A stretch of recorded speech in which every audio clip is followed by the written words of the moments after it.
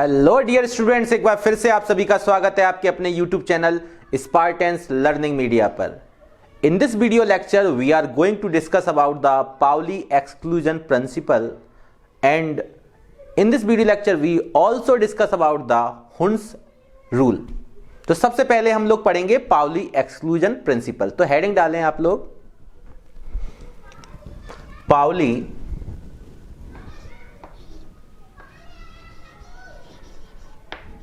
Pauli's exclusion principle। Pauli exclusion principle. तो सबसे पहली बात यह है कि पाउली ने जो प्रिंसिपल दिया है वो 1925 में दिया है और ये ऑस्ट्रियन फिजिसिस्ट हैं। ऑस्ट्रियन, ध्यान रखना, एक ऑस्ट्रेलिया कंट्री है, ऑस्ट्रिया कंट्री है। ऑस्ट्रेलिया की कैपिटल क्या होती है? कैनबरा, और ऑस्ट्रिया की क्या होती है? वियना। दोनों अलग अलग कंट्री हैं, ऑस्ट्रेलिया अलग, ऑस्ट्रिया अलग। ये ऑस्ट्रिया के रहने वाले थे, तो ऑस्ट्रियन फिजिसिस्ट हैं क्योंकि फिजिक्स के थे। तो यहां पे हम लोग इस तरीके से स्टार्ट करेंगे और पूरा कंप्लीट जो नेम है इनका वो क्या है? Wolfgang Pauli. तो ये भी जरूरी है, मैं हर किसी में आपको कंप्लीट नेम बताना चाहता हूं, तो ध्यान रखें इस चीज को कि this principle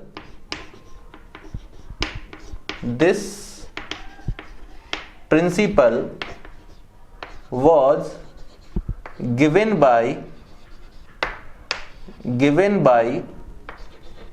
Wolfgang Pauli in 1925। और ये कहां के थे? ऑस्ट्रियन फिजिसिस्ट हैं ये। वॉल्फगैंग पाउली कहां के हैं? Austrian physicist.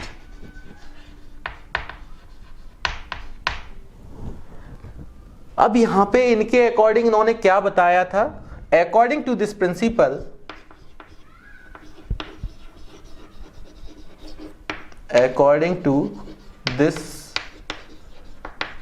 principle he states that, या आप इन्वर्टेड कॉमा में लिख लें, किन्हीं भी दो इलेक्ट्रॉन, किसी पर्टिकुलर सिंगल एटम के किन्हीं दो इलेक्ट्रॉन के लिए चारों क्वांटम नंबर्स की वैल्यू सेम नहीं हो सकती है। एटलीस्ट कम से कम एक डिफर जरूर होगी। ठीक है, तो यहां पे किस तरीके से दिखाएंगे? In a single atom, comma, no two electrons will have same quantum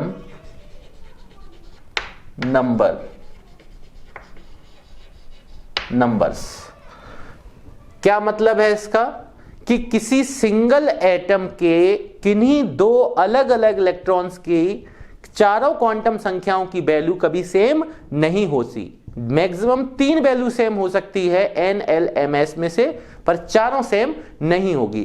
किसी एक ही एटम के किन्हीं दो इलेक्ट्रॉन की चारों क्वांटम नंबर्स की वैल्यू सेम नहीं हो सकती। तो इस चीज को हम लोग क्या है, एग्जाम्पल के थ्रू देखेंगे। और जिन बच्चों ने क्वांटम नंबर को नहीं पढ़ा है, पहले क्वांटम नंबर को देखें। फॉर एग्जांपल, अगर मैं बात करूं इन 2p6 में मैं बात करूं आपसे थर्ड और फोर्थ इलेक्ट्रॉन के लिए, थर्ड इलेक्ट्रॉन के लिए और फोर्थ इलेक्ट्रॉन के लिए, और इनके लिए मैं बात करूं N, L, M and S। ध्यान रखना, कई जगह पे N को N से principal quantum number, azimuthal quantum number, magnetic quantum number को ML से भी कर देते हैं, स्मॉल m सबस्क्रिप्ट में स्मॉल l, और इसको MS से भी कर देते हैं। तो इसमें आप घबराएं नहीं, क्योंकि L की वैल्यू जो है वो N पे डिपेंडेंट होती, M की वैल्यू NL पे डिपेंडेंट होती और S की वैल्यू इन सभी पे डिपेंडेंट होती है। तो ध्यान रखें, यहां पे अगर मैं बात करूं थर्ड इलेक्ट्रॉन की, तो यहां पे फॉर थर्ड इलेक्ट्रॉन और यहां पे फोर्थ इलेक्ट्रॉन। तो देखिए N, L, M, S यहां पे क्या होते हैं इनके लिए? आपने देखा पहले भी मैं इसका डिस्कस क्वांटम नंबर में कर चुका हूं और यहां से हम एक एग्जांपल लेके चल रहे हैं। एन की वैल्यू किस पे डिपेंड करती, किस सेल का है, तो सेकंड सेल के पी सब सेल में है, तो सेकंड सेल का एन की वैल्यू क्या होगी, दोनों जगह 2। और एसपीडीएफ के लिए एल की वैल्यू मैंने बता चुका हूं कि एल की वैल्यू जो होती है वो एस के लिए 0, पी के लिए 1, डी के लिए 2 और एफ के लिए 3 होती है एजीमुथल क्वांटम नंबर। तो यहां पे p के लिए कितनी आने वाली है, 1। ये भी चीज ठीक है। m की वैल्यू के लिए हमें p सब सेल के पास 3 ऑर्बिटल होते हैं। अगर इसके पास 3 ऑर्बिटल होते px, pz, py, तो यहां पे अगर l की वैल्यू 1 है तो m की वैल्यू क्या होगी, may vary from -l to +l, that means -1 से +1। और कितने इलेक्ट्रॉन है, 6 इलेक्ट्रॉन को फिल करो, 1 2 3 4 5 6। हमें किस इलेक्ट्रॉन की बात करनी, थर्ड इलेक्ट्रॉन की। तो थर्ड इलेक्ट्रॉन कौन सा है, ये वाला थर्ड इलेक्ट्रॉन है। और 4 इलेक्ट्रॉन कौन सा है, ये वाला 4 इलेक्ट्रॉन है। तो देखें यहां पे थर्ड इलेक्ट्रॉन किस में आ रहा है, +1 में आ रहा है, तो इसकी वैल्यू +1 होगी। फोर्थ इलेक्ट्रॉन -1 में आ रहा है, तो इसकी वैल्यू -1 होगी। और s डिपेंड करता है उसकी स्पिन डायरेक्शन। तो ये देखें थर्ड इलेक्ट्रॉन क्लॉकवाइज डायरेक्शन में है और fourth electron anti clockwise direction में है। तो थर्ड इलेक्ट्रॉन के लिए क्लॉकवाइज डायरेक्शन के लिए +1/2 वैल्यू होती है और एंटी क्लॉकवाइज के लिए -1/2 वैल्यू होती है। तो आप यहां से देख सकते हैं कि किसी भी पर्टिकुलर सिंगल एटम के किन्हीं 2 इलेक्ट्रॉन्स के लिए चारों क्वांटम नंबर्स की वैल्यू सेम नहीं आती है। अब बात आई कम से कम 3 तो सेम हो सकती हैं, हाँ हो सकती हैं। जैसे मैंने कहा फॉर एग्जाम्पल मैंने आपसे कहा इन 3d10 और आपको इसमें बताना 5th और 7 इलेक्ट्रॉन के लिए, किसके लिए बताना है, 5 और 7 के लिए। तो आप देखें यहां से 5 और 7 इलेक्ट्रॉन के लिए आपको बताना है। इधर मैं लेके चल रहा हूं 5th इलेक्ट्रॉन और इधर लेके चल रहा हूं 7th इलेक्ट्रॉन।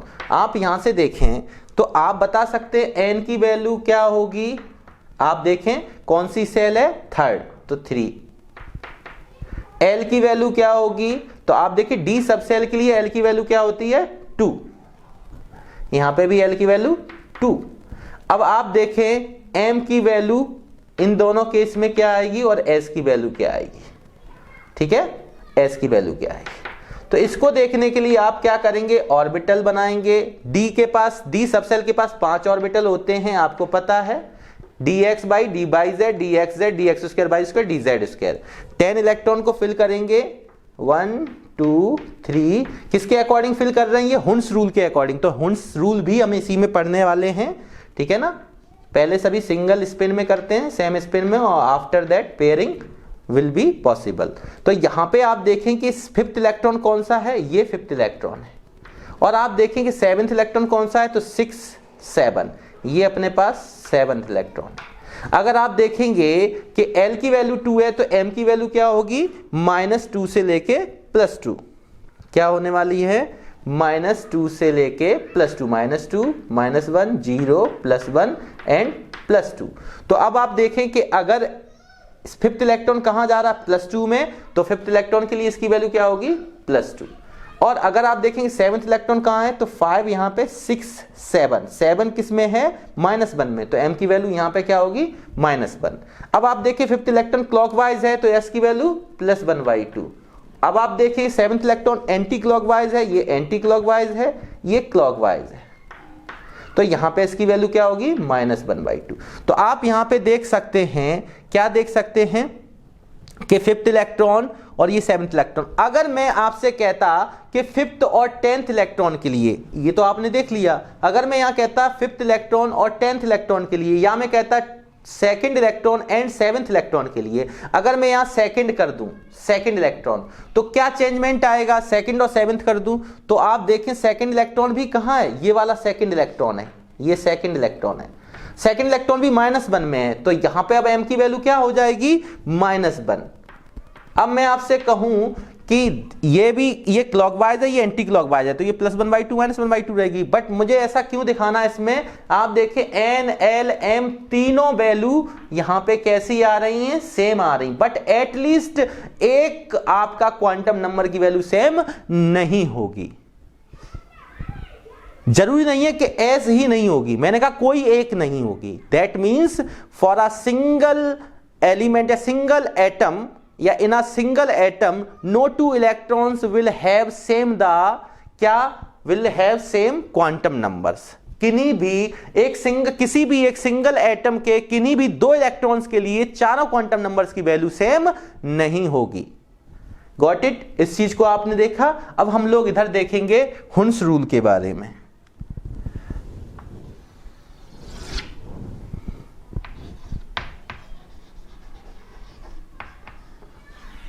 हुन्स रूल, आप इसको ये भी लिख सकते हैं Hund's rule of maximum multiplicity. Hund's rule of maximum multiplicity के नाम से भी जानते हैं। आप चाहें तो ऑब्लिक करके हुन्स रूल ऑफ मैक्सिमम मल्टीपलिसिटी लिख सकते हैं। ठीक है, सबसे पहली बात इसको किसने दिया था? तो 1925 में ये भी दिया गया था, और देने वाले जो साइंटिस्ट थे, this rule was given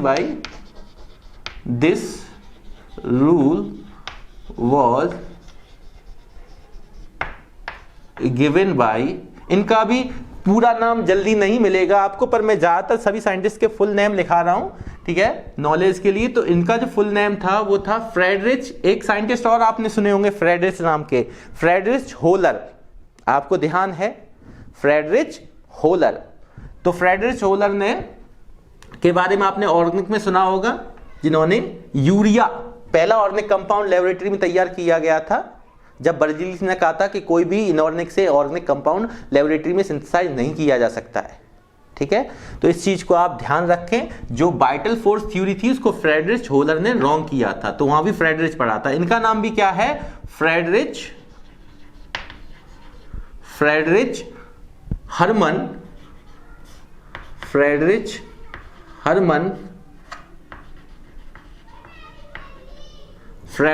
Harman Hund.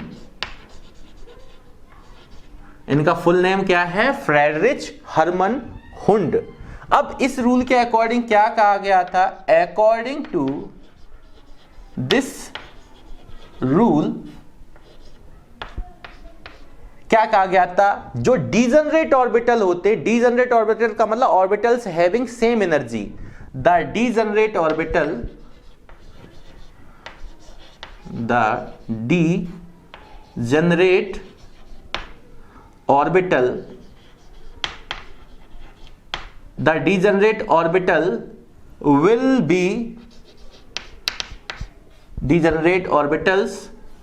will be क्या filled, या आप बोल सकते हैं द डीजनरेट ऑर्बिटल का मतलब है ऑर्बिटल हैविंग सेम एनर्जी। आप चाहें तो डीजनरेट ऑर्बिटल के ब्रैकेट में क्या लिख सकते हैं? Orbitals having same energy will be filled one by one electron, comma each having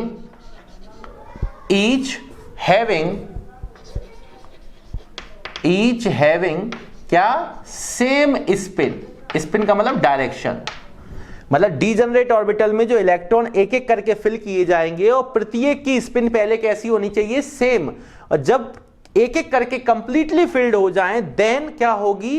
pairing spin. Then only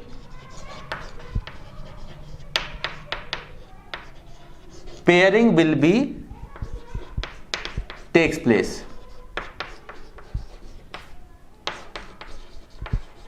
मतलब कि पेयरिंग कब पॉसिबल है? जब इलेक्ट्रॉन ऑर्बिटल के अंदर, डीजनरेट ऑर्बिटल के अंदर इलेक्ट्रॉन की फिलिंग जो की जाएगी वो एक एक करके की जाएगी, और उसके बाद जब कंप्लीटली सिंगल स्पिन में वो कंप्लीट फिल हो जाएंगे, उसके बाद उसमें क्या पॉसिबल है? उसकी पेयरिंग, मतलब अपोजिट स्पिन में हम फिर इलेक्ट्रॉन को फिल कर सकते हैं। ध्यान रखना, हुंड के नाम से आप देसी लैंग्वेज में ध्यान रख सकते हैं, हुंड ने कहा झुंड ना बनाओ, मतलब एक साथ इकट्ठे इलेक्ट्रॉन मत भर दो। ठीक है ना? तो सिंपल चीजें से फॉर एग्जांपल हम लोग लेके चलें, जैसे बेटा P3 कहीं लिखा है, अब ये P किसी का भी हो सकता है, फर्स्ट का छोड़ के, क्योंकि फर्स्ट सेल में केवल एक ही सब सेल पॉसिबल है, सेकंड से लेके अदर सब में p पॉसिबल है। तो इसके पास p के पास 3 ऑर्बिटल होते हैं, px, py, pz। तो तीनों इलेक्ट्रॉन को हम लोग सिंगल सिंगल फिल कर देंगे। ध्यान रखना, ये कभी नहीं कहा था कि पहले क्लॉकवाइज ही भरो। तो इसका मतलब अगर ये चीज मैं दिखा दूं तो ये भी गलत नहीं है। अगर मैं डाउन डायरेक्शन में दिखा दे रहा हूं एंटी क्लॉकवाइज, आप इलेक्ट्रॉन को फुल, आप सिंबल से इलेक्ट्रॉन को अप और डाउन इस तरीके से भी दिखा सकते हैं, और आप इसको हाफ एरो से भी दिखा सकते हैं, दोनों तरीके से फिल कर सकते हैं। तो जरूरी नहीं है कि क्लॉकवाइज डायरेक्शन आपने फिल किया या एंटी क्लॉक, पहले सिंगल एक ही स्पिन में सेम डायरेक्शन में फिल करेंगे, पर बच्चे सबसे ज्यादा इसको ध्यान रखते हैं। ठीक है, तो बताने का तरीका हो जाता है कि पहले क्लॉकवाइज फिर एंटी क्लॉकवाइज, बट ऐसा नहीं है, आप कैसे भी फिल कर सकते हो, पर एक ही स्पिन में होनी चाहिए सिंगल सिंगल इलेक्ट्रॉन। जैसे मैंने इसी जगह बोला होता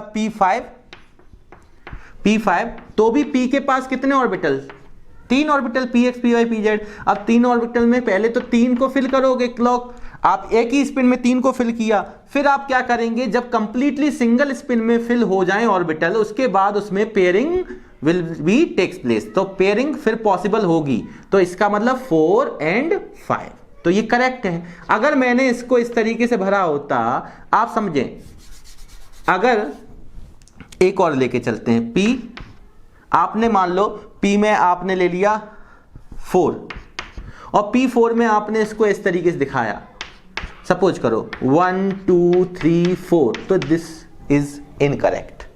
अगर आपने इसको किस तरीके से दिखाया, 1 2 3 single spin, then after pairing will be occurring, तो पेयर बाद में जब सिंगल स्पिन में फिल हो जाए उसके बाद, ध्यान रखना इस चीज को आपको। ठीक है, तो ये अपने पास करेक्ट है। इसी तरीके से आपके पास मान लो D7 है, तो D7 में आप D का 7, D के पास 5 ऑर्बिटल होते हैं, dxy, dyz, dxz, dx2, y2, dz2। तो पहले सिंगल स्पिन में आप फिल कर दीजिए 1 2 3 4 5, देन पेयर बना दीजिए उसका 6 7, स्टार्टिंग से पेयर बनाए, पीछे से पेयर ना बनाए। ठीक है, शुरुआत से ही फिलिंग कराना स्टार्ट करें। अगर आपने इस तरीके से किया होता इसको 1 2 3 4 and 5, 1 2 3 4 5 6 7, तो ये वाली चीज गलत हो जाती, यहां पे ये वाली चीज गलत हो जाती। ठीक है, जिस तरीके से मैंने यहां पे लिया D9, अगर आप D9 लेके चलते हैं तो भी 5 ऑर्बिटल हैं, 1 2 3 4 and 5। तो D9 में आप इसको कैसे बनाएंगे, इसका मतलब क्या है कि P के px, pz और py ये सभी सेम एनर्जी के हैं, सेम एनर्जी वाली मतलब डीजनरेट ऑर्बिटल हैं। इसके dxy, dyz, dxz, dx2, y2, dz2 ये सभी पांचों सेम एनर्जी के, मतलब ये डीजनरेट ऑर्बिटल हैं। Orbitals having same energy is called degenerate orbital. अब 9 भरने, तो आप बताइए, पहले सिंगल सिंगल स्पिन में आप फिल करेंगे पांचों में, तो 5 फिल हो गए, उसके बाद आप पेयरिंग करेंगे तो 6 7 8 9, इस तरीके से आपको करना है। ठीक है, तो ये चीजें आपने हुंड ने कहा था, the degenerate orbital will be filled 1 by 1 electron and each electron having same spin, then only pairing will takes place. सबसे पहले डीजनरेट ऑर्बिटल के अंदर एक एक सिंगल सिंगल इलेक्ट्रॉन दिखेंगे, भरे जाएंगे, फिल किए जाएंगे, वो भी एक ही स्पिन में, एक ही डायरेक्शन में। देन आप क्या करेंगे, उसको पेयरिंग कर देंगे अपोजिट स्पिन में। अगर क्लॉकवाइज भरे तो फिर एंटी क्लॉकवाइज लेके चलेंगे, अगर एंटी क्लॉकवाइज है तो क्लॉकवाइज है। ठीक है, तो यहां पे हमने देखा पाउली एक्सक्लूजन प्रिंसिपल, जिनका पाउली का फुल नेम वोल्फगैंग पाउली, और यहां पे ये ऑस्ट्रियन फिजिसिस्ट थे। ठीक है, यहां पे ये हमारे फ्रेडरिच हरमन हुंड हैं। इन्होंने क्या बताया था कि ऑर्बिटल, डीजनरेट ऑर्बिटल के अंदर इलेक्ट्रॉन की जो फिलिंग के बारे में बताया था कि इलेक्ट्रॉन सबसे पहले सिंगल स्पिन में भरे जाते हैं एक ही डायरेक्शन में, और उसके बाद पेयरिंग पॉसिबल होगी। और इन्होंने क्या बताया था, किसी सिंगल इलेक्ट्रॉन के लिए no two electrons have the same quantum number in a single electron, मतलब कि चारों क्वांटम नंबर्स की वैल्यू किन्हीं दो इलेक्ट्रॉन की किसी एक ही एटम में, किसी सिंगल एटम के लिए किन्हीं दो, एक ही एटम एक ही होना चाहिए, उनके दो अलग अलग इलेक्ट्रॉन के लिए चारों क्वांटम नंबर्स की वैल्यू सेम नहीं हो सकती। क्लियर है? आप इसको एक बार देख लीजिए। तो इस वाले वीडियो लेक्चर में हम लोगों ने आबाउ प्रिंसिपल को कंप्लीट किया, Pauli exclusion principle and Hund's multiplicity या मैक्सिमम मल्टीप्लिसिटी रूल को कंप्लीट किया। आबाउ सॉरी यहां आबाउ तो हम लोग पिछले वीडियो लेक्चर में कर चुके हैं, सॉरी गलती हो गई। इसमें हम लोग क्या कंप्लीट करके आए हैं, पाउली एक्सक्लूजन प्रिंसिपल और हुन्स मैक्सिमम मल्टीप्लिसिटी रूल। तो मैक्सिमम मल्टीप्लिसिटी रूल यही है, इलेक्ट्रॉन की फिलिंग कराना ऑर्बिटल्स के अंदर। तो ये चीजें आपने दोनों रूल्स को देखा, उम्मीद है कि ये चीजें आपको क्लियर हुई होंगी और आप इसी तरीके से स्वस्थ मन से घर पे पढ़ते रहिए। मिलते हैं नेक्स्ट वीडियो लेक्चर के अंदर, तब तक के लिए जय हिंद, जय भारत, थैंक यू।